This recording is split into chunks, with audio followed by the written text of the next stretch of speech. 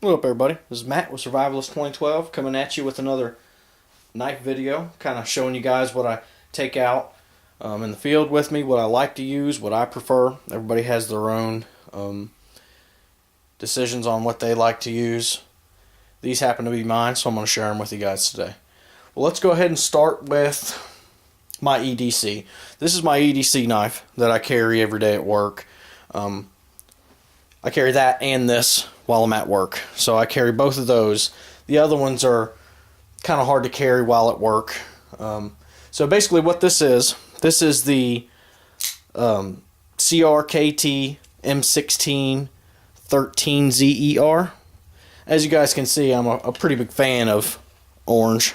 I like the orange knives. Are a lot easier to find when you drop them, whether it be at night in the dark or out in the woods. They're a lot easier to find.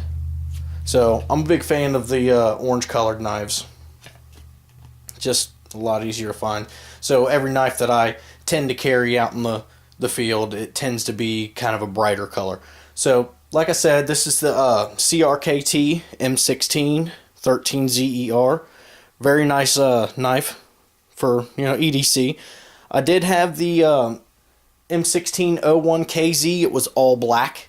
Lost it in my work truck. Can't find it anywhere. So I decided when I wanted to get another EDC knife, I would go ahead and get one that was bright orange.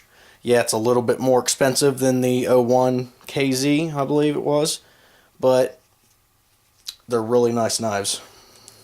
It flips open so easy. So that's what I carry every day. As you guys can see, a little piece of paper out here. It's pretty dang sharp.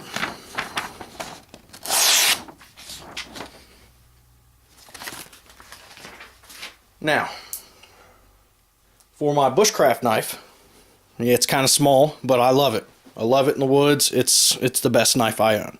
It's a blind horse knife, and I have never sharpened this knife. It is 01 tool steel, extremely sharp.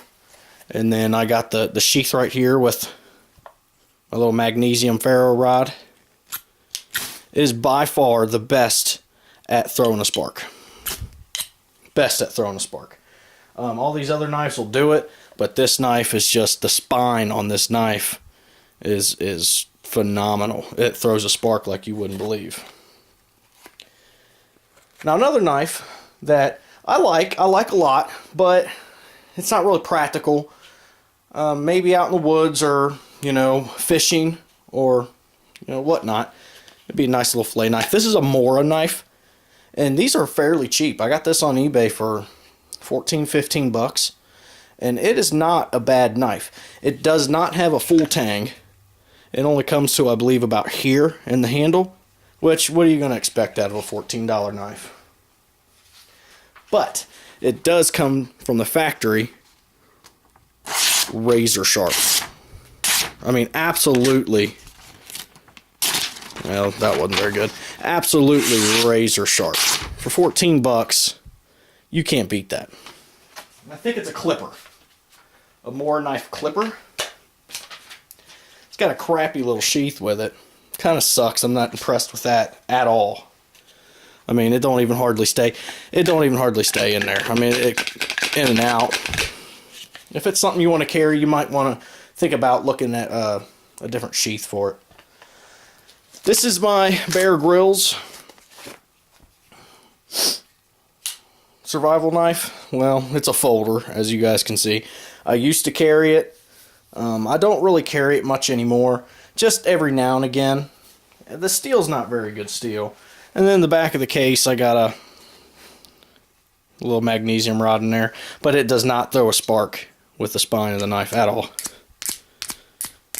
And it kind of sucks. So then you're forced to use the actual blade, which kind of a bad deal. Now this knife didn't come with the magnesium rod or the ferro rod, whatever you guys want to call it. It didn't come with that. It's just something that I stuck in there.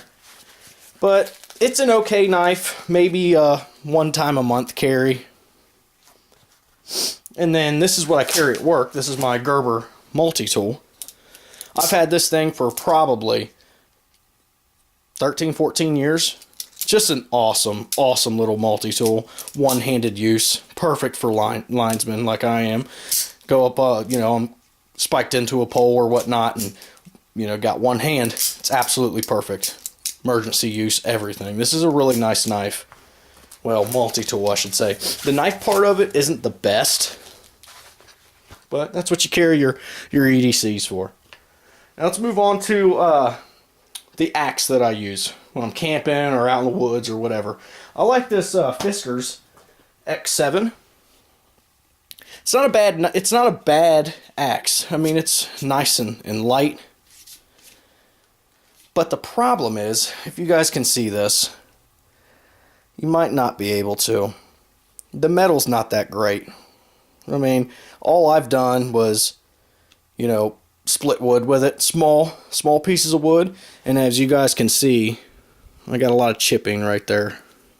Still sharp, don't get me wrong, and it's a nice balance, and it's got the nice curve down there for your hand. It's a nice, you know, axe. Ain't got the best steel on it though, but this is what I prefer to carry because of the weight. As far as this is, you know, just a Tomahawk. I think this is a fasthawk. Yeah, I've never split any wood with it. I've tried. I don't know. The tang on this particular blade, if that's what you want to call it, in a, you know, Tomahawk, fasthawk, it tends to move. And I got to tighten these up almost every time I use it. I tried to split wood with it, and as you guys can see, that tang, or whatever you guys want to call it, part of the axe head, they put a nice little guard right here, a little metal guard, because it slides around in there, and it's put, you know, some little nipples right there. But it's fun to throw. Once you get good at it, you can get, you know, 3 rotations out of it. It makes a nice little whistle going through the air before it lands into a tree. These things are awesome, a lot of fun to play with. Chopping wood, not so much. So it's a really, really fun, you know, Tomahawk or fasthawk. It's not the Tomahawk version, it is the fasthawk version. I believe I picked it up at Walmart for 20 bucks. Now, we'll go ahead and move on to neck knives. This is something that I would only carry out in the woods, camping, you know, if I needed something real quick. This is a Smith & Wesson HRT. Yeah, it's a cheap knife, but it's double-sided. Extremely sharp. And it actually goes, you know, you got to use some force to get it out of there. Not a bad deal for a neck knife.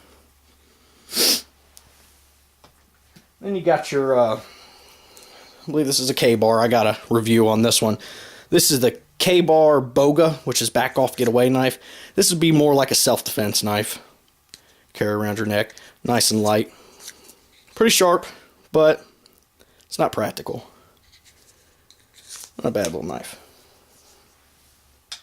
Now, let's move on to, last but not least, machetes. Now, this is the machete that I have used for many, many years. Yeah, it's a Walmart special machete, I know. But I'll tell you what, the thing kicks butt. I mean, I haven't bent it. I've put this thing through all kinds of abuse, as you can see. And it kicks butt. Not the sharpest thing, but if you sharpen it up, it's not a bad little machete. Well, I decided that after Christmas, I seen SOG had a special. I got this as a special before Christmas for 20 bucks. This is a little fasthawk. And then they had their version of the machete for 20 bucks as well. Now, what I do like about it is it's got a full tang blade on it. It's got the Tonto, little Tonto blade on it, and the thing is absolutely sharp. Now, I'm no expert on this, guys, at all. I have not used it out in the field yet. I have not used it in the woods. I can't tell you whether or not this is going to be a great buy, or if it's going to be any better than the Walmart version. I'm sure it is. Who knows? I don't know. I'm not an expert on this particular machete, but I do like the design. Feels good in your hand, nice and rubberized. And check this out. I mean, this thing comes sharp. Super, super sharp. So I can't wait to give this thing a try this summer and see what it does. I mean, it's got some nice saw blade on the back. I mean, I bet you this thing probably kicks some butt. I don't know how strong it's going to be. I can't speak for that because, like I said, I have not got a chance to go out and use it yet. I more have used this, I don't know, 5-6 years, maybe longer. The little Walmart special. And I believe when I bought it, it might have been $10. I mean, I'm not lying. This thing, it's been through some abuse. So I was actually kind of happy to find a better machete that I could use. A little bit smaller, obviously. Just a little bit, not much. A lot sharper. I hope it's got good metal on it. I mean, this thing, metal ain't great. It doesn't hold an edge for nothing, but it kicks butt. So I'm kind of expecting at least half that much out of this SOG. And it is a sogfari. I haven't had much luck with SOGs in the past. I had a SOG Twitch 2 break right in my hand. It was a bad deal. So we'll see what happens. You know, I know SOG doesn't have the best steel. Maybe I'm just getting the cheaper versions of what SOG puts out there. We'll see what happens. I'll go ahead and do a better review on that sogfari a little bit later in the summer and let you guys know how good it's worked out for me. Maybe we'll take it out in the field and do some testing with it.